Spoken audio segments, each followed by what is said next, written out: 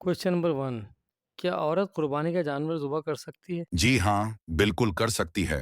इस्लाम में औरत पर कुर्बानी का जानवर ज़ीबा करने पर कोई पाबंदी नहीं है। अगर किसी औरत को ज़ीबा करने का तरीका आता हो और उसमें हिम्मत हो, तो उसका ज़बीह किया हुआ जानवर बिल्कुल हलाल है। सहाबा के दौर में भी ख़वातीन जानवर ज़बीह किया करती थीं।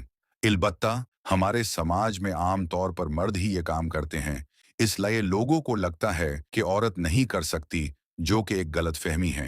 Question number 2। ईद उल अज़हा का क्या मतलब है? ईद उल अधा दो लफ्ज़ों से मिलकर बना है। ईद यानी खुशी या त्योहार, और अधा जो अरबिच लफ्ज़ उधिया से निकला है, जिसका मतलब है कुर्बानी। इस तरह ईद उल अधा का पूरा मतलब है कुर्बानी की ईद।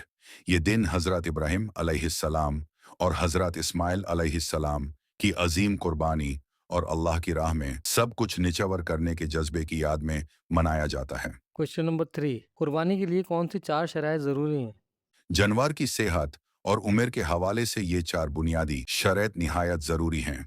जानवर अपनी मुकम्मल उम्र को पहुंचा हो, जानवर की आंख में कोई वजह ऐब ना हो, जानवर इतना बीमार या कमज़ोर ना हो कि उसकी हड्डियों में गुदा ही ना रहा हो, जानवर का लंगड़ापन इतना ज़्यादा ना हो कि वो खुद अपने पाँव पर चलकर कुर्बान गाह तक ना जा सके। Question number 4। बिला उज़र कुर्बानी ना करने वालों का क्या हुक्म है?